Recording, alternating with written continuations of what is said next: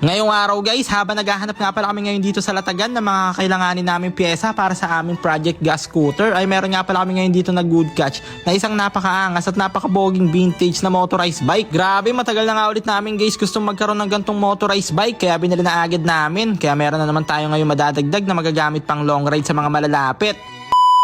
What's up sa inyo mga itik? Ngayong araw guys, sa pagpapatuloy nga pala ng ating isinasagawang Project Gas Scooter, ay pumunta nga pala kami ngayon dito sa Latagan sa Paliparan para maganap at maka-good catch na makakailanganin namin pyesa para sa aming binubuong scooter. At ayun nga guys, sa pag-window shopping nga pala namin ngayon dito ay sobrang dami nga pala namin dito natagpuan ng mga binibenta mga brand new na mga second hand. Bali, etong side nga pala na to ng Latagan dito sa Paliparan ay dito nga pala yung sa gilid ng Wmart. Bali, ditong side nga pala guys, eto yung perfect na puntahan nyo kung naghahanap kayo ng mga pyesa sa bike, sa mga motor, e-bike, kotse, generator, washing machine, repair, payong, antenna remote, at marami pa kayong matatagpuan dito guys. Tulad nito, meron nga rin pala sila ditong binibentang second hand na Inodoro. All goods pa yan guys, almost brand new pa. Tuwing nagsisiyar lang sila niyan ginagamit. Tsaka no issue talaga yan guys, ang reason for selling lang yan, mag-abroad na daw yung may-ari. At ayun na nga guys, sa pag-window shopping nga namin dito ay sa wakas meron nga pala kami ngayon dito na good catch na makina ng grass cutter na ilalagay namin sa aming gas scooter na ibinibenta lang sa halagang 500 pesos. Ang issue lang nito guys, wala daw siyang karburador pero kaya pa daw ito paganahin. Wala lang siyang carb pero pwede na. Gano yan? Magkano magigit? 500. 500 lang oh.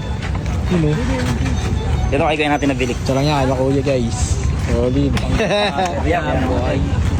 Kaya ayun na nga guys, naka-good catch na naman tayo ngayon dito kaya binayaran na agad ni Kuya Mac. Isa na namang sanitized customer.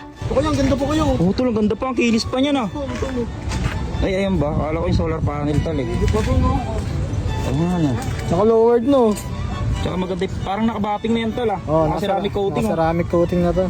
Sayang, kukunin na sana namin yung Inodoro na yung guys. Kaso, hindi pa masyado madalo yung Inodoro sa bahay namin eh. Kaya next time na lang. Medyo kaya pa naman ng Moriatic. At ayun nga guys, grabe, sobrang dami pa nga ditong binibenta mga bago na second hand. Tulad nito, motor pambata, mga crocodile jack, pang welding, meron ding e-bike, mga second hand na gulong. At syempre meron nga rin pala ditong barena. Kaya ayan guys, binili na agad ngayon dito ni Kuya Mac. Paldo, kaya isa na namang sanitized customer. At ayun na nga guys, sa pag-window shopping nga pala namin ngayon dito ay meron nga pala kami ngayon dito nakitang binibenta na isang vintage na motorized bike. Grabe, sobrang pogi guys, tignan nyo naman oh. Kaya mukhang may mag-good catch na naman tayo guys. Ang gagawin, naalala ko dito ito yung ginamit natin sa Bicol, di ba? Ganito yun eh. Pero ang pogi nito kasi siya vintage. Classic to, vintage. Classic bike yan.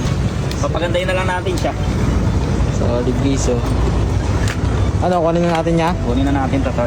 Kunin na natin yan. At ayun na nga guys, hindi na nga pala namin ito pinakawalan. Binili na agad namin ito kay Kuya. Kaya isa na namang sanitized customer. Grabe guys, matagal na kasi kami naghahanap nito guys. Dahil sobrang namimiss na ulit namin magkaroon ng motorized bike. Dahil sa mga hindi nakakalam guys, bumuo kami dati nito pero mountain bike lang siya na nilagyan namin ng makina. Tapos ayun guys, yung gamit-gamit ni Baron nung pumunta kami sa Bicol na naka-scooter. Kaya ngayon guys, sobrang saya namin na meron na ulit kami ngayon nito. At ayun na nga guys, syempre para may uwi na nga pala natin to ngayon sa bahay, ay magpapagas nga pala muna tayo ngayon dito sa gasolinahan. Kaya ayan, nagpagas na nga pala agad tayo ngayon dito ng kalahating full tank. At syempre dahil 2-stroke nga pala to, ayan, nilagyan na nga rin para natin siya ng tuti. At maya maya nga lang guys, ayan, tinest drive na agad ni Kuya para malaman natin kung gumagana ba talaga yung makina niya. At all goods nga guys, grabe, sobrang tining, napakasarap gamitin. Kaya isa na namang sanitized customer. At syempre kaya nga rin pala kami bumili nito guys, para kapag nag-long ride kami sa mga malalapit na lugar gamit yung aming gas scooter, ay meron na rin magagamit sila Plantito Mer. At dahil nasayang na naman nga pala namin ngayon 4 minutes ng buhay nyo, kaya hanggang dito na lang muna. Maraming salamat sa panonood guys. I love you all.